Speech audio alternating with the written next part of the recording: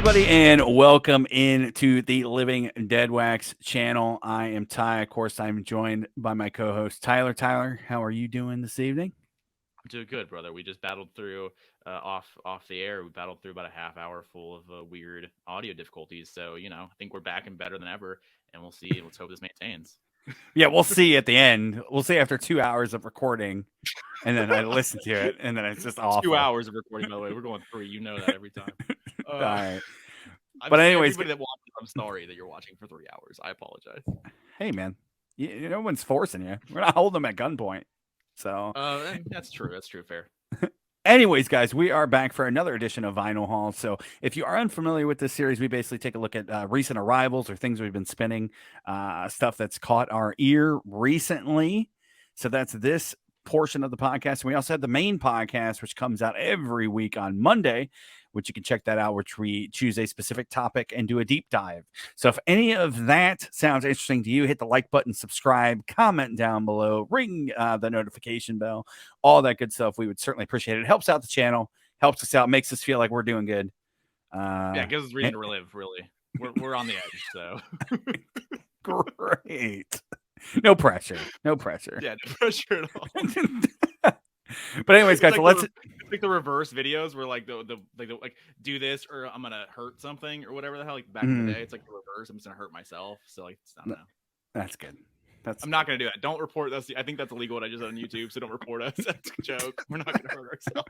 We're very stable. Subscribe. Yeah, very stable. We're all on medications. We're good. Great. All right, let's get into it. This is rough. Get to edit all this out. Don't. You gotta leave this in. All right. Oh yeah, very real. Anyways, guys, let's get into Vinyl Hall. So I know Tyler's got a couple things he wants to show off. I guess we'll let Tyler kick it off here. Love it. All right, so Christmas and everything else, I'm not buying too much for myself at this point because you got to be responsible, right? So I do have one thing I picked up actually at Goodwill. I forgot I had it. I picked it up the same day I picked up the. I could be lying. I think it is the same day I picked up the Bruce cassette. I also picked this up, and I completely forgot that I did. I got David Gilmour live at Royal Albert Hall on Blu-ray. This set is super sick. The sets are super sick.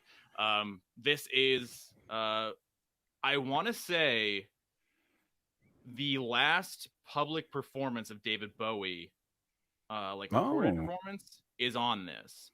I think there was a fashion show performance that he did I think he did fashion at a runway show in New York, but I want to say it was right before this, and this is the last one. So yeah, but he came out and he performed. He did a Comfortably Numb and he did Arnold Lane on here, and super sick. And there's also a little bonus thing with that I've reposted on social medias a million times. It's always funny to me. It's Bowie getting interviewed backstage, and Gilmour is coming. I think it's for rehearsals, I would assume. And Gilmour is coming off stage, and so Bowie's in the green room basically.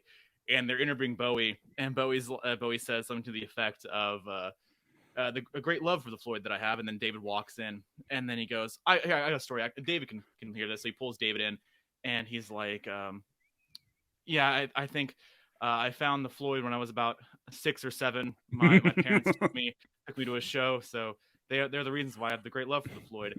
And then what's funny is when Bowie says 6 or 7, because Gilmour is in on, he's like, oh, it's a cool story about being into us, right? But once he says 6 or 7, Gilmour about for half a second goes, wait, we're the same age. What are you talking about? Actually, I think Bowie might be a year older. And he's like, wait, what are you talking about? And he's like, and then Gilmour goes, I think he's exaggerating on the age a little bit. And he's like, all right. I was about 10. That's fine. So it's amazing. But it's a really cool show. He also brings out Graham Nash and David Crosby to do what they do. They did what they do. It doesn't stay on the back here. I can just hold up. So there's a lot of people on that then. Yeah, there's a fair amount here. So hold up. So that's like 2015. No, this is 2006. I want to say 2007. That's Bowie's last public performance. Yeah, so basically Bowie had a heart attack. I don't know if we ever talked about this. So Bowie had a heart attack playing a festival show in 2003 or 4. He that was his last ever tour. He had a heart attack on stage, and he didn't want to come off stage. So he ended up, that was the last time he was ever actually doing a show. I think it's at it's like Outrageous Fest or something. Hold up, I can tell you.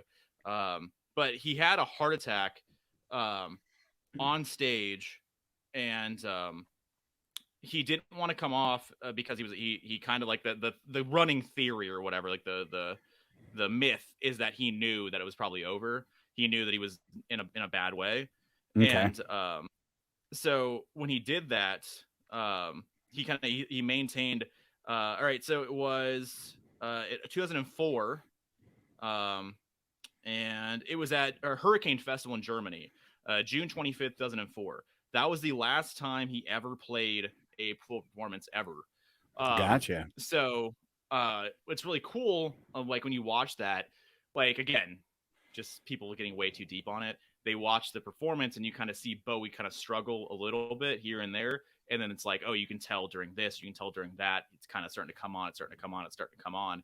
And by the end, though, and he plays Heroes and he just belts it out. It's incredible. I love that performance so much.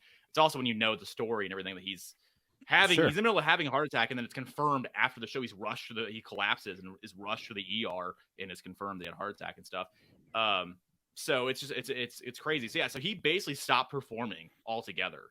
That's why Okay. so if you remember 2011, 2010 when the next day came out, like it was sneak dropped, like it was just out of nowhere. It came out kind of like Black Star a little bit, Okay. but it was just surprise dropped. Uh-huh. It's because he hadn't done anything for years and Yeah. years. And so so he stopped performing and everything else, and then he would like sneak up like little tiny things here and there.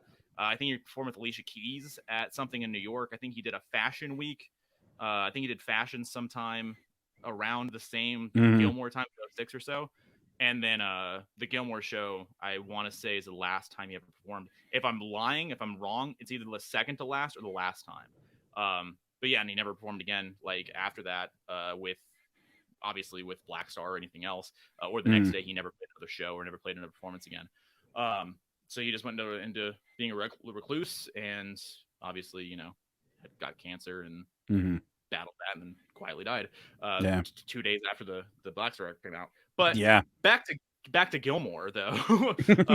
So he's really like David's in really good spirits and stuff here. Like it wasn't like he was like struggling or whatever. Like he was cool.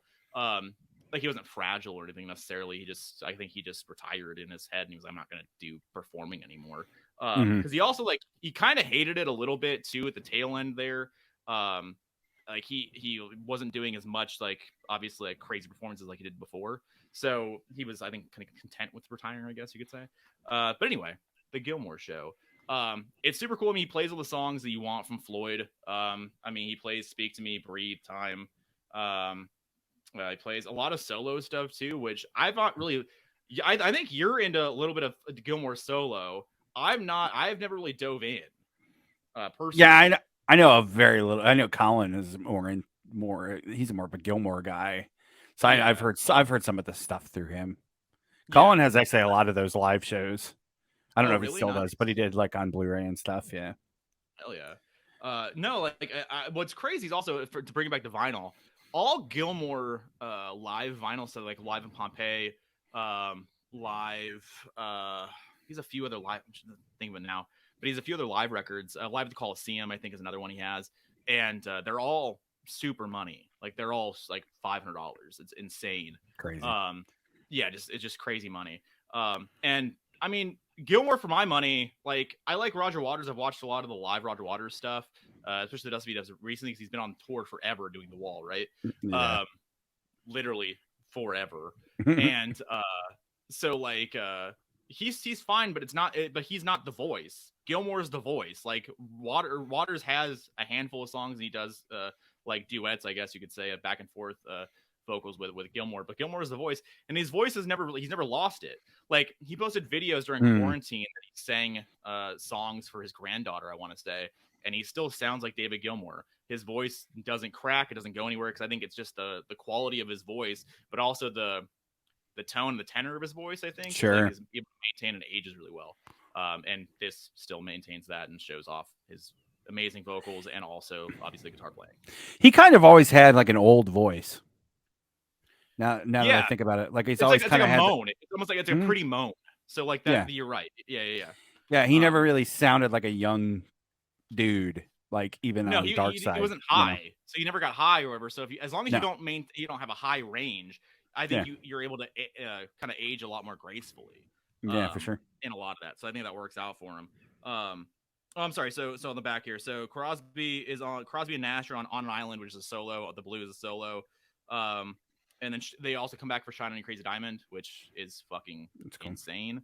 And then they came back for Find the Cost of Freedom, which is another solo track. And then Arnold Lane was Bowie, and then Bowie had the last two songs, Arnold Lane and Comfort with Numb. And and also I believe, I'm not an expert here on Gilmour Live, but I believe that Rick Wright is also on here. So it's 2/4, I guess, of Floyd. He went and saw, Gilmour Live, so that's pretty cool. Yeah. Picked up for like $3. So good. Double Blu-ray, deal. $3. Very good. Yeah. Deal. I was stoked on it. So for $3, I wasn't gonna pick it up if it was 10 or 20, but for $3, it's cool. And you can check all this stuff out on YouTube and whatever. It's fucking awesome. So Gilmour Live at Royal Albert Hall. Love it. Yeah, good thing about those Blu-ray discs too, you got that Sony coating on there. So usually they're always mint. Very hard to fuck up a Blu-ray disc. Yeah, I remember. So Ty, when a PS3 was coming out, I remember talking to Ty, because Ty is a big PlayStation guy, big Sony guy. I remember him saying that since 360 has Blu-ray too, right? 360 had DVDs, and then it had HD DVD, like the add-on. Yes, it did. I remember you telling me that whenever Xbox eventually goes to Blu-ray, the big thing for the Sony community was, well, they're paying Sony every time they crank out a disc. They got to pay Sony a certain amount of money. So really, Sony's winning or whatever, and all that stuff. I was like a feather in the cap of the Sony fanboys. That's you can't Blu-rays too, right? That's the thing. Yeah, Xbox One was the first time they had a Blu-ray drive. Yeah. 360 still had DVDs, because like some games would be on like 3 DVDs where they'd be on 1 Blu-ray. Yeah. Like a Fable, probably? No, well, crossover games. So like I know like Final Fantasy 13, I think it's 2 or 3 disc DVD, and it's a 1 disc Blu-ray. I want to say a couple of the GTAs too. That's great. So like, so have you ever played those to completion on the disc? So would it just say like pop in disc 2? Yeah, just like on PS1, like if you're playing a multiple disc game. So like if you're playing like all the Final Fantasy all the Final Fantasies on PS1, they're all multiple disc. Yeah, they're all multiple. So like Final Fantasy 7's 3 discs, 8 is 4, 9 is 4. Most of that disc size is just from the FMVs. Honestly, if the full motion videos weren't in those games, they'd be on like 1 disc. That's insane. So that's just that's just how much space they've take up on that CD. Back then, those were CDs. And then, you just get to a certain point and you'd have to pop open the tray on the PlayStation and put the other disc in. And the way it loads that memory, it's reading that memory and it keeps that spot basically in the ROM. And then you take that disc out and you put that back in. It continues. And it picks up right where you are. Yeah, Metal Gear Solid. That's another multi-disc game. All things I didn't have, Ty. I didn't have one. The only double disc games that I had were I had Gran Turismo back in that time, and then I had Siphon Filter, and I think they were, but it was 2 different modes. But like just like GTA or just like Gran Turismo, it was like simulation mode, or it was Gran Turismo had arcade mode and simulation mode. So they weren't like, you didn't have to like put in a different disc to continue the simulation mode. And then I think Siphon Filter was the story. I think that was just big enough to have 2 discs. Yeah. So Pretty sure. maybe, yeah. Yeah. I just meant the double dins, the double trays, whatever. That Yeah, was yeah. the that was my only ones I ever had. Everything else I just had like I had SmackDown and all that Mhm. kind of fun stuff. But yeah, I'm actually doing a side tangent, side collection is I've got a hair up my ass to get all variants of Final Fantasy VII. okay, One of my that's your game too. one of my favorite games of all time. So I'm actually been buying some of those on eBay How and many? getting old jewel cases and shit. So How many? So when you say variants, are you talking about like international too? yeah, so like I've already got the Japanese copy coming, Oh wow. and then I've got the Japanese international version, which adds Okay. in various content that was in the North American version that the original Japanese pressing didn't get. Wow. Okay. So I have that one here, and then the original Black Label FF7 that was released in North America, the greatest hits Yeah. version, and then the two PAL versions. There's a regular PAL for Europe and a Yeah. greatest hits PAL for Europe. And then I just want the PC version. So there's not that many. 2000? 2000? 97 is when that game came out. No. Jesus Christ, 97. Good lord. Yeah. Yeah. That's crazy. How much okay, like how much generally are those going because obviously it changes, it varies, whatever, but like Sure. how much is like are they worth? Like how much Not dropping each not time? much money. I paid $20 for the both Japanese versions. All Japanese Wow. versions Japanese versions in general are always cheaper, especially for RPGs, because the only Wow. people who usually can play them are Japanese people, unless you speak Yeah. Japanese, because Yeah, all yeah, those yeah. are very text heavy games. Yeah, yeah, yeah. The only Japanese games that are very very expensive usually are like games that don't require language. Like So fighting games and stuff like that. like fighting games or shoot 'em ups. Usually Yeah. those will be the Japanese variants can be very expensive. But Wow. RPGs are usually dirt cheap because nobody can play those. It's just unless you Yeah. speak Japanese, but most people can't in North America, so it's literally just a collector's thing. Sure. Yeah. And then the Black Label PS1 North America is probably the most expensive version outside of the I knew PC. that because the black label and the green label obviously they're very different pricings. I got one. I got the Black Label with there's a misprint, there's an error, there's a misprinted word that's misspelled on the back case. I got that for $40. So they're really not that much money. Yeah. It So fluctuates and goes up and down, but question for you though. We're going on a way tangent here. Question for you. yeah, oh yeah. So yeah, now we're going video games here. So uh I still watch from time to time, as we talked about, I still watch Pat the NES Punk, the podcast every so often, Mm-hmm. clips or whatever. Yeah. And he talked about how most video game folk don't actually care about like the misspell variants and stuff like that. Like most true game fans don't give a shit about that stuff, but it's like because like the grading of games and stuff like that, they're trying Mm-hmm. to like make niche Mm-hmm. niche markets for each like thing, like a misspelling or like a label was here instead of here or whatever the hell. Sure. Is that a new thing where people care about misspellings, or is that like always been a thing? Do you think? I think he's kind of correct. Because in vinyl and stuff like that, and music, like the way we do, like I for Bruce stuff, like I have a number of misspell or misprints, whatever, especially on Born to Run, that like people like want to get, and they want to get the first pressing of, because usually if there's a misprint, it's a first pressing and whatever the hell, right? Yeah. But I don't know if it's the same with games. It's a lesser extent because usually with vinyl, usually everybody, the first pressing is usually going to sound better because that metal hasn't been used over and over to make thousands and thousands of pressings. So I kind of understand the theory behind that. With video games, it doesn't matter. Most of the time, like it doesn't matter if you get most of the time the later pressings are better because that's going to have patches in modern day. It's going to have patches on the disc and shit like that already built in. So you're getting a more proper copy. I kind of agree with them. I don't think most game collectors really care about that until recently. Like if you're buying sealed variants and shit. The only reason I bought that is because it's about the same price as a regular Black Label. So it's like you might as well just get the misprint because it's a little bit more rare. That game's not rare at all, but yeah, there's a trillion of them, right? Yeah, it's one of the best selling games ever. Yeah. So are you going to want to get the corrected version too? I probably will eventually. Like if I find it, I'm not going to order it online, but if I find it out there, I'll probably buy it. So how many variants are there? Do you know about right now? Those are about it. Like the ones I just listed. So like that's 6 or 7. Yeah. There's a couple PC variants. The most expensive one is to get it's like a trapezoid.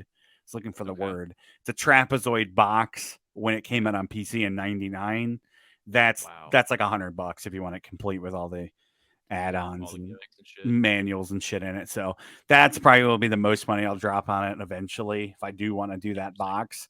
But I am getting the variants of the remake too, which there's not that many. So Yeah. it's just PS4 and PS5. So I mean, that's a pretty cool I mean, that's your favorite game ever. So that's a pretty cool. It's a pretty cool like collection that you would have. Like, I think we both fall into things like no one else is impressed by this shit except for us. So it's like a lot of collections that we do, like no one else is gonna think it's cool but us. So like I appreciate all the weird collections and stuff people have because again, unless you're a weirdo like we are and geeky and nerdy, no one gives a shit about your collection except for fellow geek nerdy people. yeah. So I appreciate you collecting that. Well, I basically did it for the whole Metal Gear Solid series. I I remember have that. I almost have everything done in that part. So I Yeah. was like, I actually random harebrained thing. I randomly looked up the PS5 version, the physical version. I played all these games digitally, but I looked at the Yeah. physical version of PlayStation 5 remake, Final Fantasy 7 remake, Okay. Intergrade, which has all like the DLC and shit in it. I randomly Yeah. just looked up a physical copy of it, and I'm like, why is this $90 on eBay right now? And I'm like, Jesus. I don't know if they didn't do very many copies of it. I have a theory that they didn't because that game came out originally on PS4, and then they Yeah. did a free upgrade to PS5, Okay. and you didn't have to buy the PS5 disc to get the upgrade. So yeah, they didn't. So I imagine there's not a lot of copies, and then I found a copy at Target, and it Yeah. was on sale for $38. So I bought that right away. So I'm like, Yeah. oh, I might as well get into these other variants of this shit. Yeah. So that's No, how for that whole sure. thing started. That makes sense too because if you buy a PS4 version, they automatically upgrade you because PS4 games play on PS5, right? Mm-hmm. And So then if they that's do, the and thing. then if they There's no do reason to buy a actually, PS4 version. exactly, and especially if they do an upgrade and they do it for free, they just do a free upgrade, and you don't need to buy the PS5 version Yeah. ever. So there's probably not that many copies of that disc floating around. So that's did you already have a probably PS4 why. version too? I had it digitally, so I just bought the PS4. It was like $10 on eBay. Wow. The PS4 Jesus. version. So Yeah. there's many copies of that. So if you wanted to play that game, for example, and you had a Yeah. PS5, you could just buy the PS4 version, put it in your PS5, and The upgrade. download the free upgrade. So that's why I Yeah. think there's not that many versions of that PS5 disc. So I just bought it and I'll just keep it sealed, whatever. There you go. Because I've Works already out. played and beaten the game. So that was a Yeah. very long side tangent on. Sorry to get on the video game collecting tangent for y'all that are here for Yeah. all the sweet vinyl and music content, but here we are. So, all right, so that's mine. So Ty, you can go with yours now. If you just want to do your next one, because I've got like 4, but they're all like from the same thing. So I'm just gonna run through them.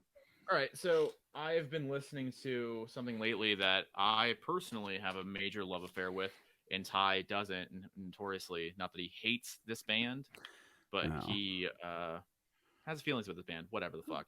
Okay. But so the early 2000s supergroups that came out, I was a massive fan of this band. Specifically, the first record. Second record was fine. First record, fucking perfect.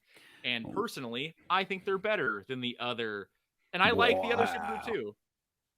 One, Velvet Revolver, Contraband. So, great cover. Fucking killer cover. Also, Guns N' Roses, Velvet Revolver, like it's the same thing. Like whatever. They knew what they were doing. Exactly. 04.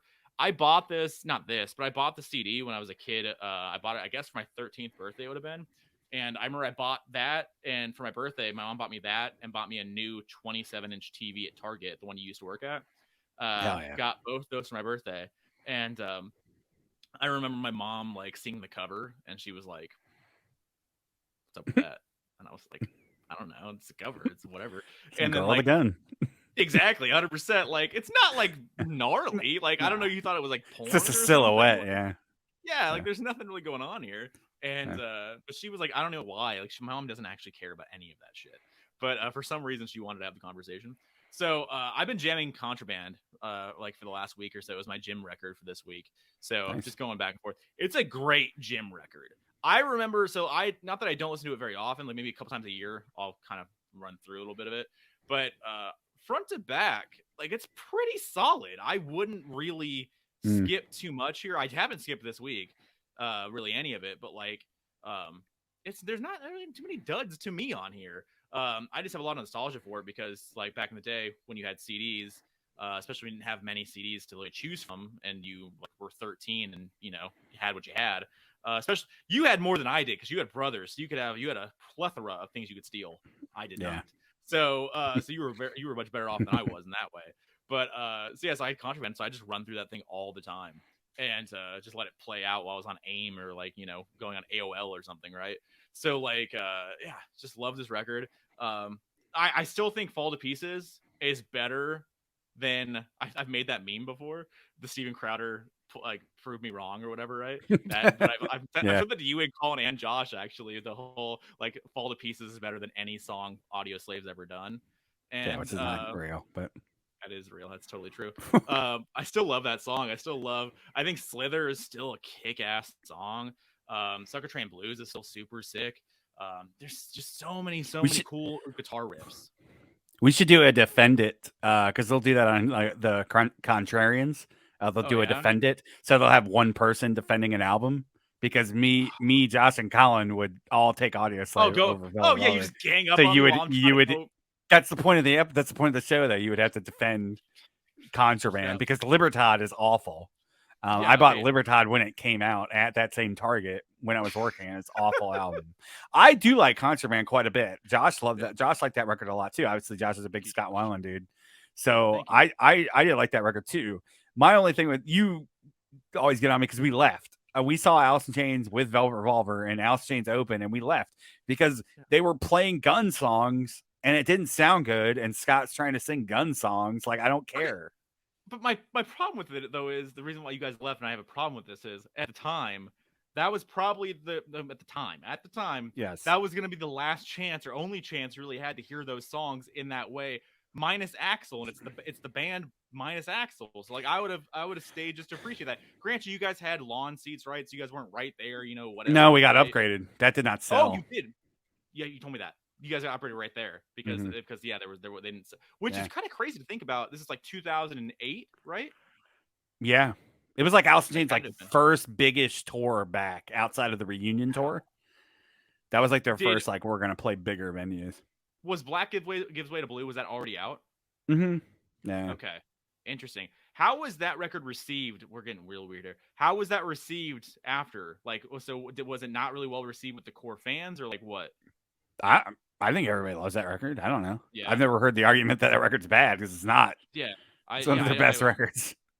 Yeah, I know you're still a massive William fan and everything else that goes along with the new band, or the not new band, but the same, what I'm saying. Yeah, I know new records. The reunion. But yeah, I don't know why that wouldn't have sold. That's crazy to me.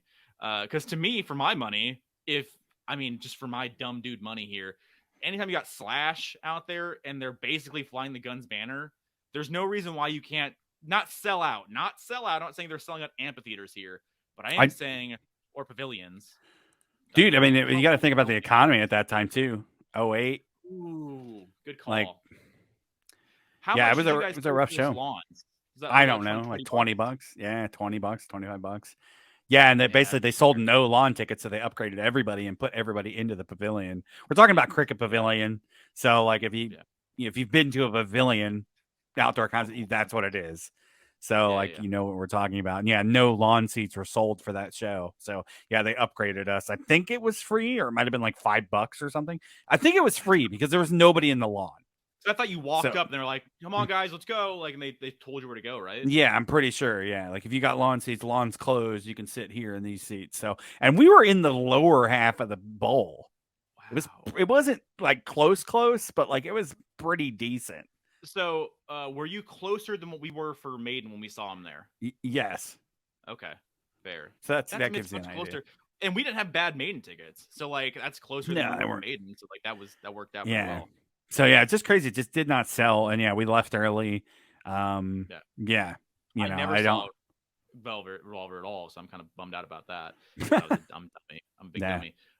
But if they would have played this record, the whole thing, I'd been pretty satisfied. But I think for my money, yeah, this is the best supergroup of that time. There we go. Even though Audioslave has more records, and they have way better songs. I think I love Audioslave too. I love the band, whatever. Like, but I just these riffs on here, and they're better than Tom Morello riffs. Like, I love Tom Morello riffs too, but Slash's riffs on this fucking record, I still think for my money. Like, I remember hearing Slither as 13-year-old, hearing Slither and going, "Yo, that's one of the most badass songs I've ever heard in my life." That guitar riff is just so goddamn cool. The solo, just top tier. I think Slash was sitting on these solos for years too, because I want to say that when I read his book, he talked about how he had some, like, I wouldn't say songs, but he had some skeletons in '96 when he left Guns. He had skeletons for some of these songs back then.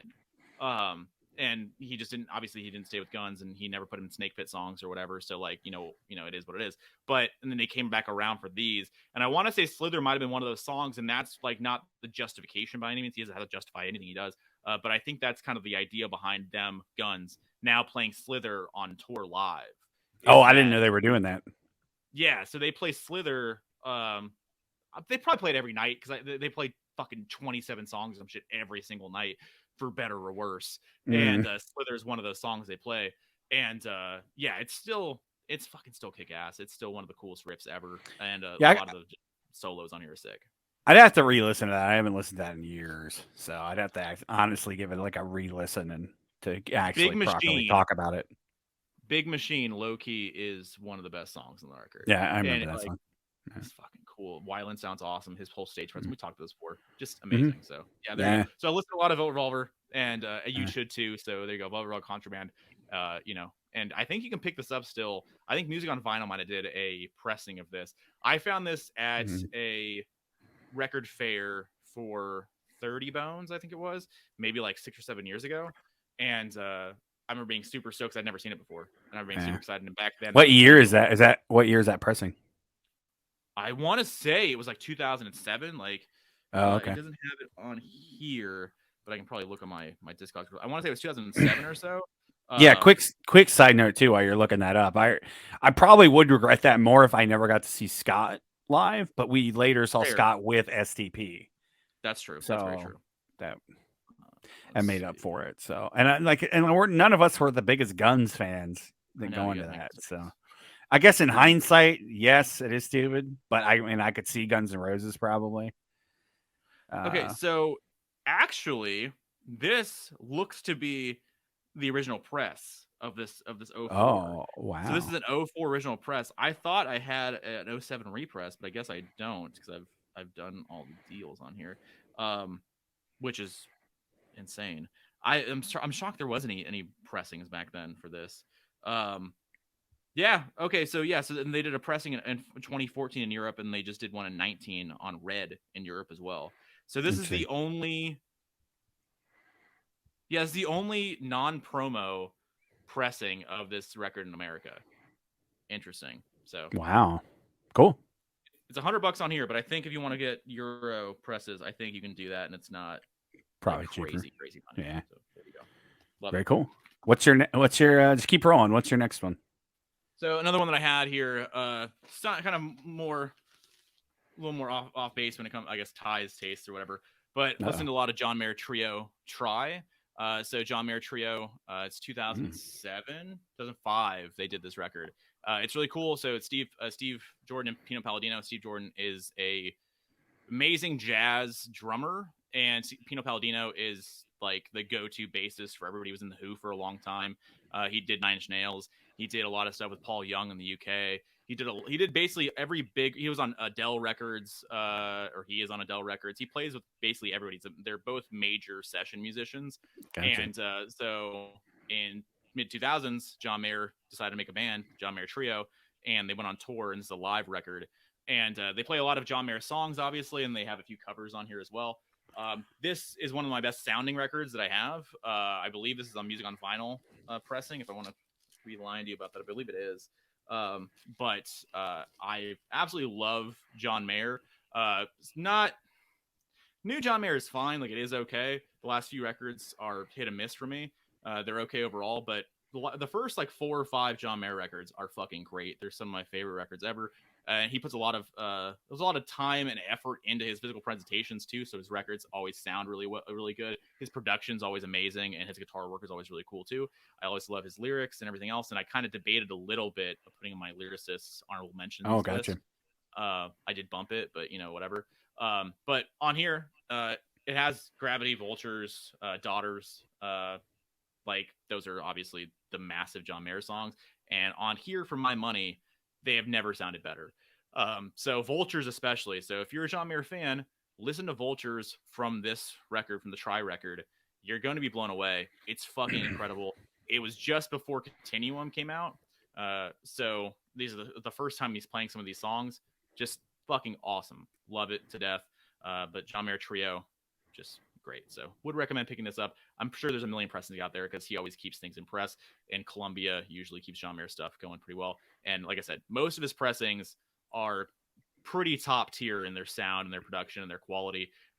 Not too much like skimping on shit. They always feel really nice. This is a heavy sleeve. They're all 180 gram. There's nothing that skimped on. You're gonna pay like $35 maybe for brand new stuff, but it's always worth it. So John Mayer Trio live, Try record, love it. So there you go. Nice. That's all I got. Nice. All right. So let's get into some of my stuff. All this came from Earache Records. They had a nice Black Friday sale. It just came in. This came from the UK, so it was a little longer. But it's funny. Like it took them longer to just ship it than it did to actually get here because I ordered the stuff and then they actually shipped it like 10 days later, and then it was here in like 3 days. Wow. It's crazy how fast shit comes. DHL's awesome. Like they always do a really good job. Anytime I order something from the UK, like either on Discogs or like a record label, like it's fucking here. So good job. DHL's really good. I actually just today got a print that I ordered, I want to say a week and a half ago. I got a print from the Manchester Atlanta date that I just went to. They had a VIP print. They posted the over prints, whatever, online. So I bought that, and I bought it last week, maybe on Saturday or something like that. Sunday, it was here now. So DHL is really good when it comes. They always kill it. I've never had issues with them. But anyway, all this stuff just came in from them. I bought a bunch of shirts too. Got a Fear Factory shirt because they've got other non-Earache bands on there so you can buy. So they're kind of a distro too. So I bought a Fear Factory shirt, and then I got a Morbid Angel shirt. I bought Anna a Ghost shirt, which is pretty cool. It's a play on The Shining, the famous Shining. See with Jack trying to break through the door, and so it's got Papa, and it says "Here's Papa" on it. And then on the back of the shirt, it's like a nun behind the door instead of his wife. Nice. So it's pretty funny parody shirt. They've got good ones. I've got like a Clockwork Orange one as well. I was gonna say, didn't you buy that at Amoeba in LA? Yeah. It's an old shirt I still have. And then I've got they've got like a Salem's Lot one too. They've got a bunch of those. But anyway, so I bought a bunch of shirts. Everything was around like $10 to $15. All these records were like all under 15. So 15 is the max you'll see here. So here we go. So added on. This is a non-Earache. This is Peaceville, but Behemoth. This is Thelema 6. So all this stuff's going to be all death metal. That's what Earache kind of specializes in. So this is Behemoth's. Might be their 6th record. I think that's why they put the 6 in there. I can't remember. But this is a fun record. This has Christians to the Lions. That's a big song on here. Youth Manifesto. That's a big song. Anti-Christian Phenomenon. That's a big song. So a lot of cool stuff on this record. I still enjoy it to this day. Didn't you have that poster or the Christians to the Lions poster in your room back in the day? No, not that poster. I had a poster that had it Nergal with the Bible, and it had like lies on it. Okay. And then I remember my parents were like, "Hey, man, you probably shouldn't like hanging that up. Like put it somewhere else." My parents, kind of similar to your parents. My parents they never like cared. They were always just like, they always contextualize shit. But like, I remember I just put it up in the closet. It's like, all right. Yeah. I think they just didn't want my grandma coming over and seeing it. Whatever. 100%. Yeah, because your parents, your parents are like wouldn't give a shit. It's more just like, maybe just don't put that, out there on Front Street. Like we don't want to have the conversation more. So probably friend comes over like, oh, so Ty's doing some stuff here. Oh yeah, exactly. Like I don't want to have that. Yeah. So, but yeah, so similar. I had a shirt actually that you remember from high school that said Christians of the Lions on the back. Okay, I knew That was something yeah, Christian lines of phrasing. Yes, yeah. okay. That was the first Behemoth shirt, you know. And Did looking you ever get back, some of that. What's that? Did you ever get called out or have a conversation with the teacher or anything about it? I don't think so. Actually, you know. Interesting. Yeah. All right, fair. I mean, Christians are easy. They're an easy punching bag. You can persecute them. So, like, I'm sure if I had like a Muslims to the Lions shirt or like you know We're gonna or have this other conversation. exactly. Other So other folks. Yeah, that's it's fair. funny how that is, but anyway, that's a totally different side tangent. But it's funny looking back. Like I would never wear that shit now, but like in high No, school, you think no, fuck no. But in high no. school, like you think like, oh hell yeah, I guess look at me. it kind of ranks with me like shirts that had like fuck on it or something. Like not that I wore many of them. I think I had one. I forget what the context was. I forget what the shirt was, but it had fuck on it. And I Mm, remember like wearing it and being like, yeah, like it was because you just want to be edgy and you just want to be like, yeah, yeah, you know, doing this thing. And yeah. it was just fucking stupid. Like you're just dumb. Like you don't need to, if you're wearing a provocative shirt, like just stop. Like where it's if you're no longer 15 years old and you're wearing a super provocative shirt you're like I don't know. I don't care if it's offending somebody, but I just don't want to have the conversation. Like I just don't want to have it anymore. So No, like yeah, just don't wear it. Like I don't no, want anybody to that's look at my shirt. I remember your brother had the shit piss or no. He didn't. He had the Offspring shirt. yep. The Yeah, from what come out and play. yeah, stupid goddamn Stupid, motherfucker. stupid, dumb shit. Goddamn motherfucker. Yeah. Yeah, he had that shirt. And he told me the Mm. story that somebody talked to him in Circle K about it. And then Yeah, like the he guy just was said, like, the guy's like, "Is that your IQ?" And I'm like, I don't even know what that means, first of all, but you know, it's just funny. yeah. So But at a certain point, you just got to give up the provocative shirts. Like whether you believe it or not, just give it up. It doesn't matter. yeah, 100%. And then we'll move on. More death metal. Entombed, Left Hand There you go. Path. This is on gold vinyl, so that's very cool. I forget what this is out of. This is their debut album, seminal Swedish death metal. Absolutely fucking adore this record. Like I love Swedish melodeath, and like this is kind of where this started out. So like Okay. I absolutely love this record. So had to add that into the collection. More cool album covers too. Still always Oh yeah, eternally jealous of the album covers for death metal bands because they just have the coolest artwork. oh yeah. I mean, metal lends itself to that. So Sure. this is also Entombed, Clandestine. This is their second album. This is on gold vinyl as well. So that was very cool to add. Another great fucking record. Josh Were and I actually these? saw them a Go. couple. Josh and I saw them like 4 or 5 years ago, and they were still really good. So I think it might have been Entombed AD. There's like a weird thing. There's like two Entombs now, so I don't know. Are they based from the same band, or is they totally different two different bands? Same guys, but they split up. One guy owns Entombed, and the other, you know how it goes. So. Yeah, we're doing that. So were those records? So like that stuff obviously is that like that mid '90s, late '90s. 91 is the first record, and 92, I think 93 is the second record. I could be wrong. So on was that that stuff out of obviously was out of press for a long time? Has that been out of press like recently, or the last 5 years or so? Has that stuff kind of come around? No, that the last like 5 years, like when vinyl, the last 5-10 years, that stuff's been readily available. But yeah, if you want to own like a 91 present, just sacrifice your child. So that's it. More death metal, Morbid Angel. So moving to Florida here. This is Blessed Are the Sick. This is their second record on Purple. This is the full dynamic range. This is pressed from original tapes, or so they say. All this stuff sounds really good too.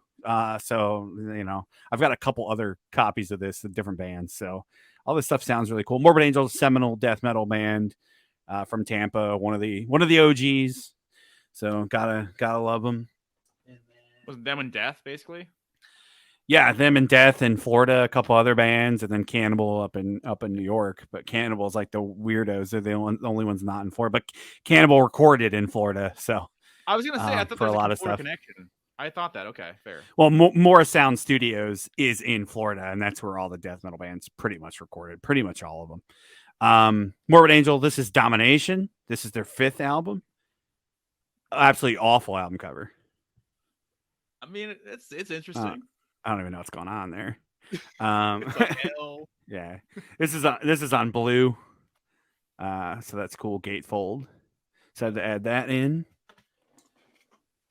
And I also had Altars of Madness, their first record. So I got like the 3 out of the first 5 records of Morbid Angel. So that's cool. There you go. And then this Carcass record I didn't order. I ordered a different Carcass record. But Swan Song, this is Swan Song. I didn't have it. It's a really cool record. And I would have ordered this if I would have saw it on there. What's funny is I pulled this out and I was telling Anna, like, I ordered a Carcass record, but I'm almost positive this isn't the record. And I had to look at the receipt, and I'm like, yeah, I ordered something else. And I went online. And I'm like, I would have ordered this though, probably before I ordered the other one. So I looked online, and like, this isn't even on their website. Oh wow. To buy right now. So I don't know why I got Swan Song, but I was like, okay, cool. I already have it, so. You could probably reach out and say, "Hey, I got this instead of this," and they might just send you the other record that you already bought. Like, honestly, like, maybe I don't want any freebies. Like, I would have paid for this. I would have paid. Yeah. My point is, I like this record more More than the other one. Yeah. So I would have bought this instead of the other one. But I just bought the other one because I'm like, I need to add more Carcass to the collection, and they sent me Swan Song instead. So that is cool. This is a cool record. So I was like, awesome. All right, I'll add it in. And that's it, man. That was my big last like Black Friday haul. Where are you on your Behemoth now? There's still a lot I'm missing. So I think I think it's like 5. I think I've got 5 or 6 of their albums. So I think they've got like 12, 10 or 12. I'm missing like all the early shit. I used to have the box set, which I got at Amoeba. That you're talking about, Amoeba. I sold that off. I used to have the box set, which had their first like 4 or 5 records in it. So that like killed like a lot of the catalog. So super money right now. I'm sure that box set is, but a lot of that stuff's in repress because Metal Blade got the rights. So when they signed to Metal Blade, they started repressing all their early black metal stuff with bonus tracks and shit. So I'd rather have that anyway. So I'll buy those eventually. They're readily available. It's not there. Nothing's rare at this point still. No, not that I know of. Like everything I pretty much get. There's a couple things that I used to have that are money, like a couple of the live albums that are money right now. But I have like their last like 5 records, and then I got a couple like random ones from the 2000s. So there you go. I'll finish it out eventually. It'll happen. Yeah. But I mean, as long as nothing's like crazy out of press or anything like that, you can take your time with it. Like really, just get them when you find them or whatever.